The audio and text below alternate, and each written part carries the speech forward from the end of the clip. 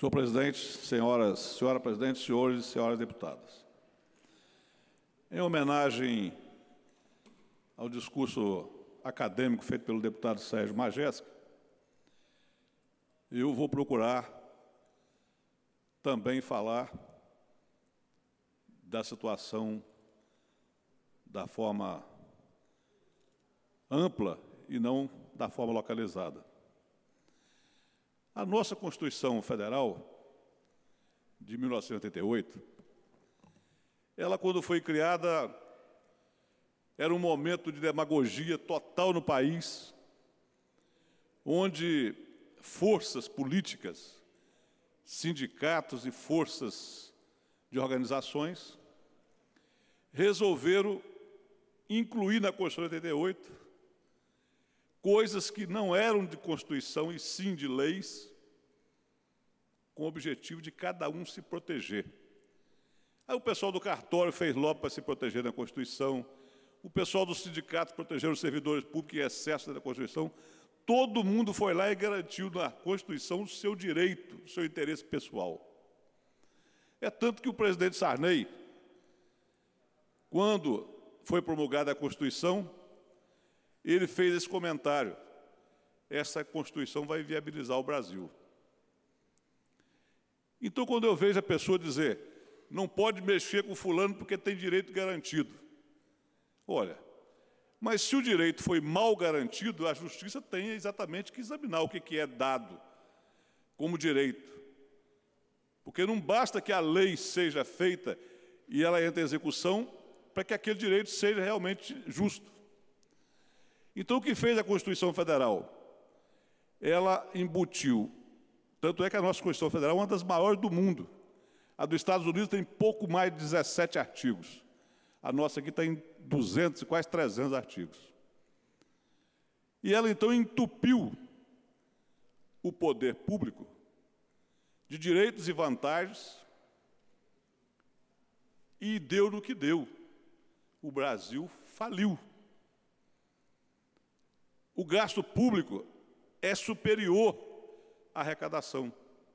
E nós vimos recentemente que o gasto público, o déficit, é de 170 bilhões.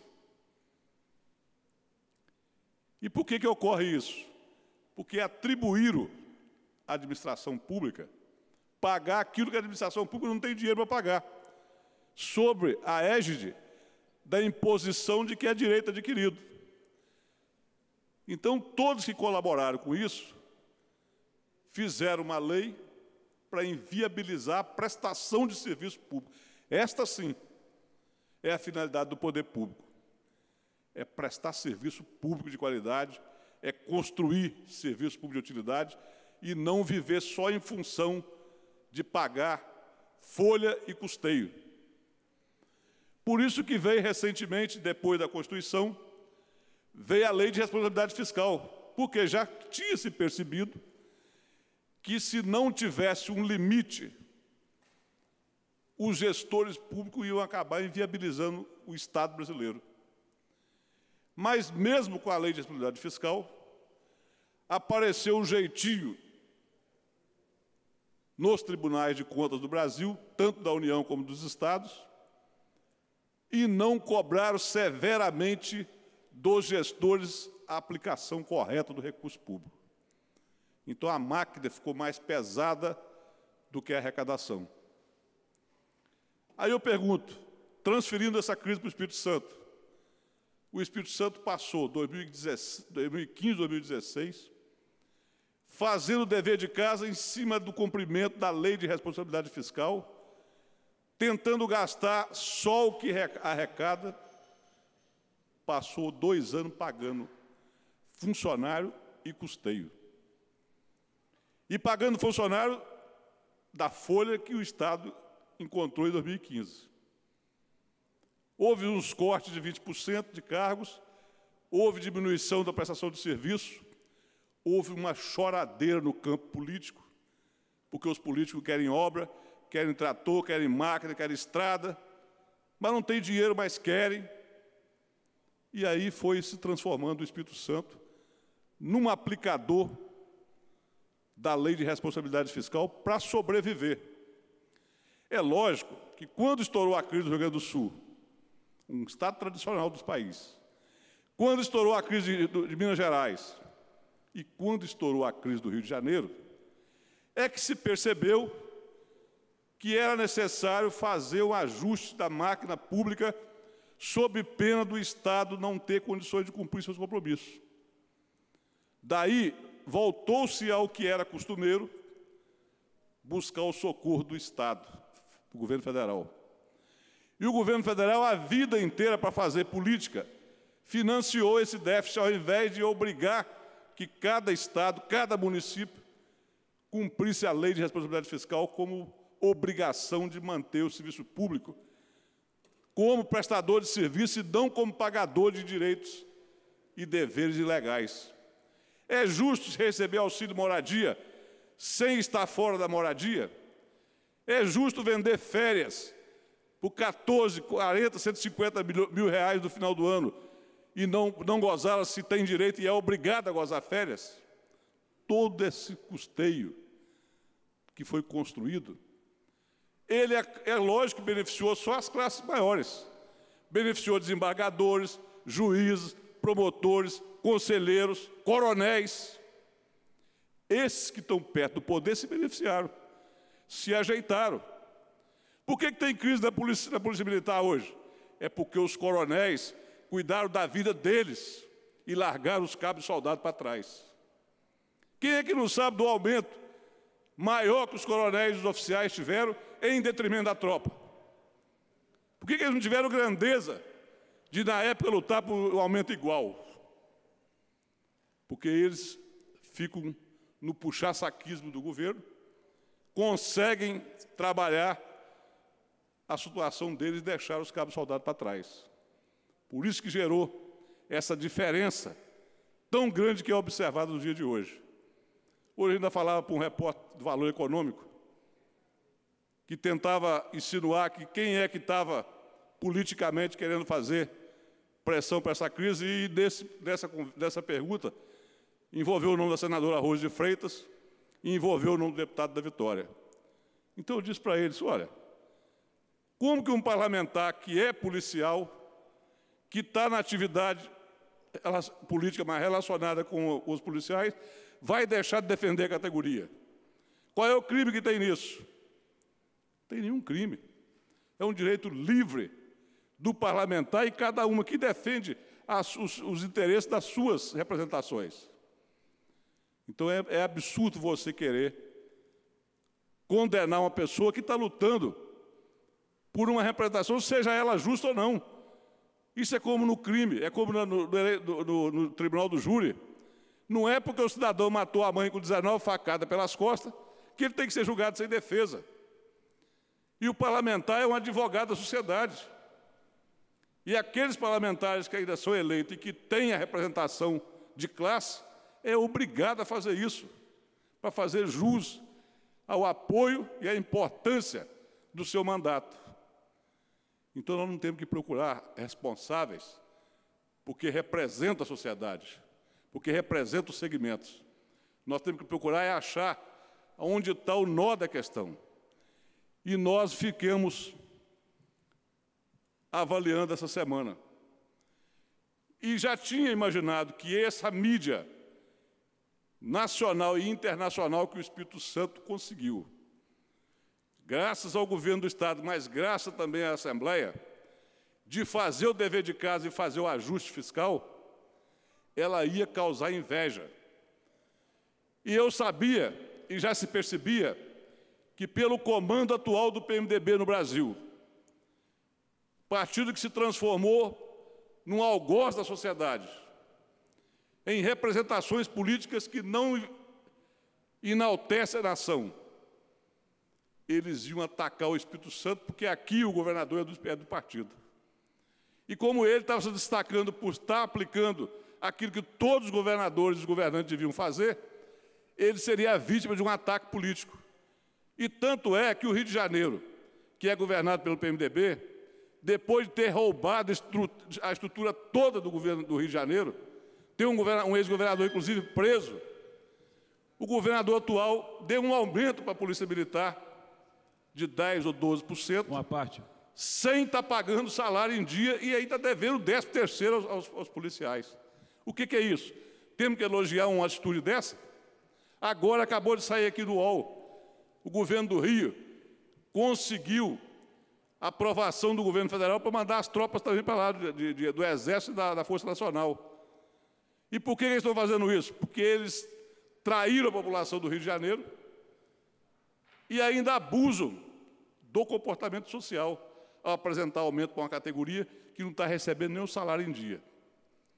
Então, companheiros, o momento é de dificuldade. O momento é de encarar a grandeza de cada um. Não é hora de ninguém querer ser salvador da pátria. Não é hora de ninguém querer brincar com a atividade pública. Porque é essencial, todos os serviços são. Já pensou se as enfermeiras pararem de trabalhar? Já pensou se os garis pararem de trabalhar? Se os médicos resolverem parar de trabalhar? Direitos a reajuste todos eles têm. Mas é preciso que se perceba que o Estado brasileiro passa por um momento em que esse PMDB, comandado pelo líder no Senado, patrocinou a derrota da lei do Fundap, dando prejuízo ao Espírito Santo de uma maneira tão desastrosa que chegou a quebrar a Prefeitura de Vitória. E quem fez isso foi lá na Lava Jato, denunciado, que foi o senador do PMDB que levaram dinheiro para votar a favor do fim do Fundap. Então, há muito tempo que existe essa política de mão cabeluda em cima do Espírito Santo, porque o Espírito Santo estava sendo exemplo de aplicação da lei de responsabilidade fiscal e estava, como foi provado isso, considerado como o único Estado que não precisava de dinheiro do governo federal. E o governo federal do PMDB deu dinheiro para o Rio de Janeiro, deu para o Rio Grande do Sul, deu para Minas Gerais. Então, o que nós temos que entender é o seguinte: a discussão do Espírito Santo não passa para desencorajar o governo, não passa por dar razão a um nem a outro, sem avaliar que aqui se está fazendo a política correta. Nós não podemos copiar estados que estão sem moral, inclusive a pagar funcionário em dia. Nós temos que entender que o momento é difícil, todos os servidores têm direito, estão certos em reclamar, mas é preciso entender o seguinte: só se paga, só se dá aumento quando se pode pagar.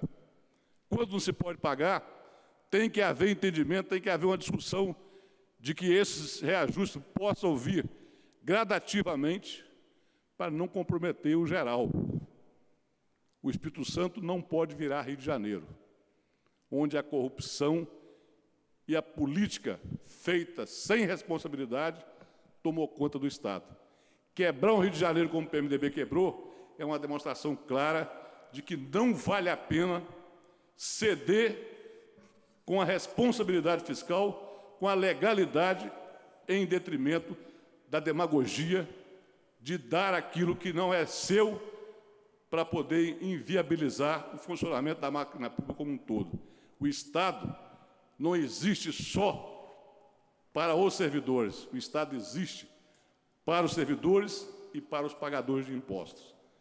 E nós temos que garantir todos os serviços, tanto de quem trabalha como de quem recebe, porque a conta não é do governador, do vice-governador, da Assembleia. Quem paga a conta é a própria população. Vou conceder a Vossa Excelência, com permissão da presidente, uma parte. Deputado Enivaldo, é rápido.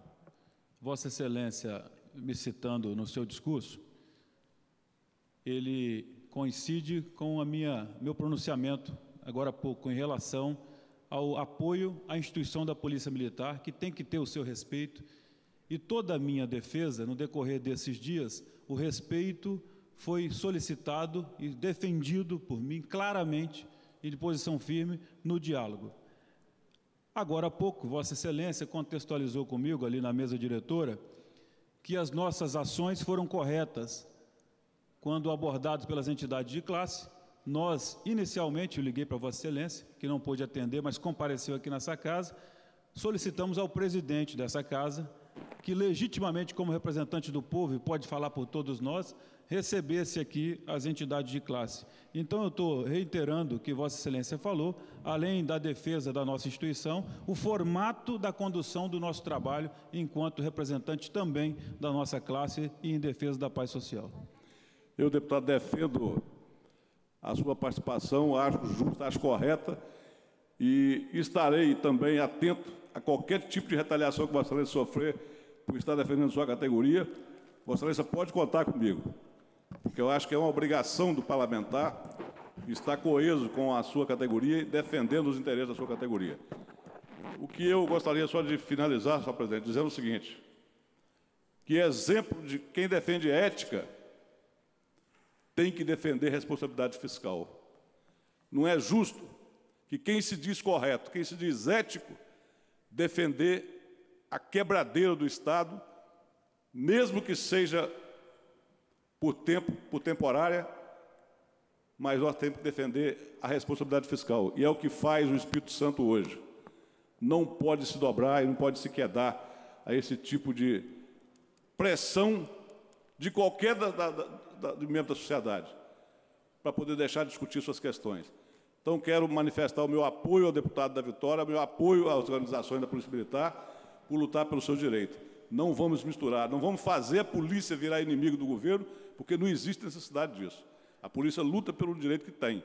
O governo responde se tem condições de dar ou não. Mas nós não podemos politizar isso, porque a politização disso só vai piorar a situação do Estado, e não é isso que nenhum capixaba quer.